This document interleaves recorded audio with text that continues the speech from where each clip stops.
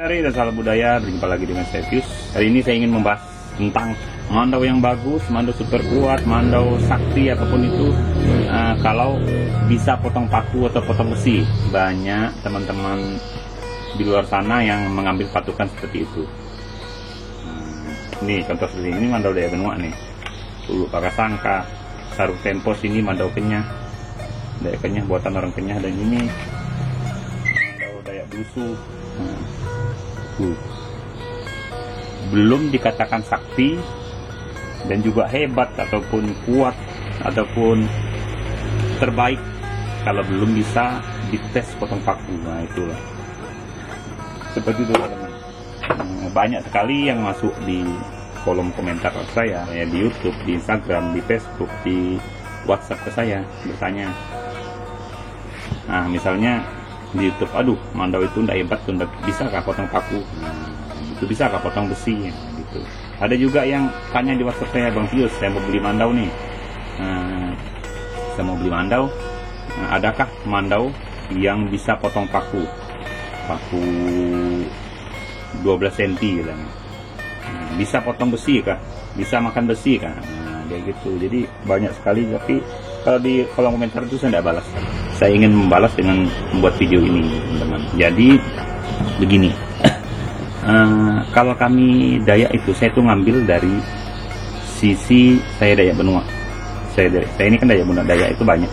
Tapi saya sering tanya ke Dayak-Dayak lain sih, sama seperti kami Dayak Benua juga sih. Dalam untuk mengetes mandau, bilah mandau itu bagus kan enggak. Jadi begini, teman-teman. Saya ini menjawab dari semua itu. Saya ngambil ini juga yang telah dilakukan dari nenek moyang kami, dari datuk saya, dari kakek saya, nenek saya, sampai ayah saya juga masih ada sekarang, sampai paman saya, sampai ke saya.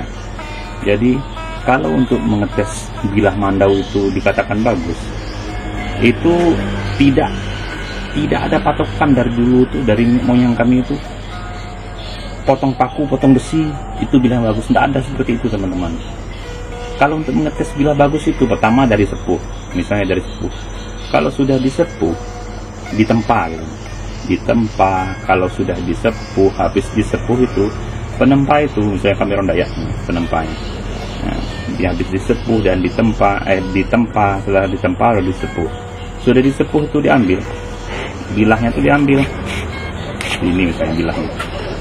Jadi dia itu sudah disepuh kan, langsung dites itu misalnya bilah ujung ini ambil lagi mandau lain yang di atasnya itu dicoba cek kalau dia makan besi ini berarti sudah bagus teman-teman, kayak gitu.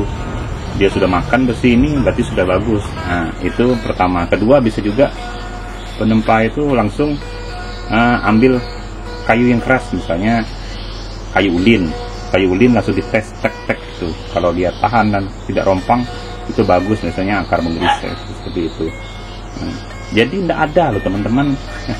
Kalau aturan kami Dayak itu kalau yang bagus itu harus potong besi, potong paku, itu tidak ada. Itu tidak ada. Makanya kalau ada orang tanya seperti itu, saya selalu menjawab tidak ada, bukan itu sih aturan.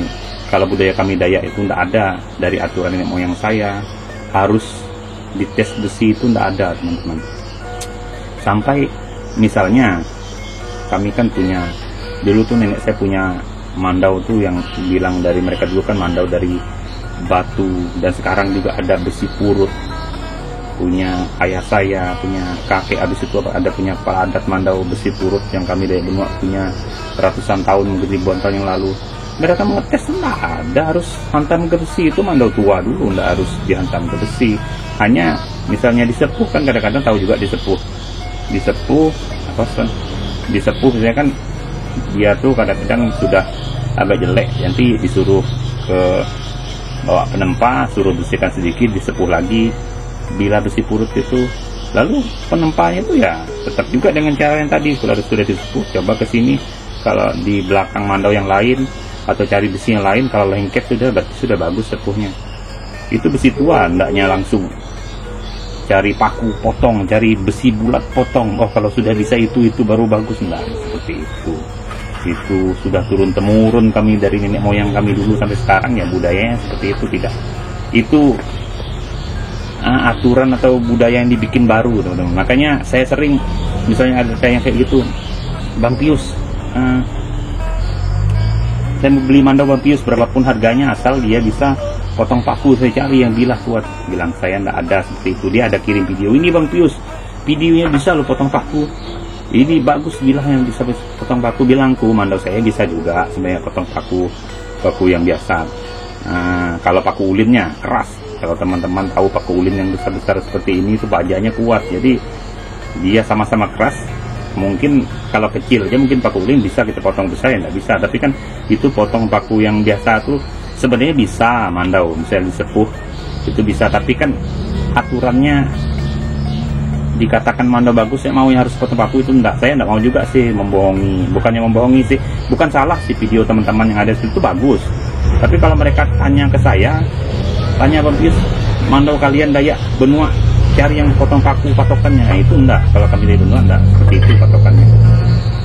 Kalau mungkin ada teman-teman dari lain patokannya seperti itu, mandau dari suku lain bisa lah. Tapi kalau mandau kami dari Benua, patokannya bukan seperti itu. Dari nenek moyang kami dulu sampai sekarang.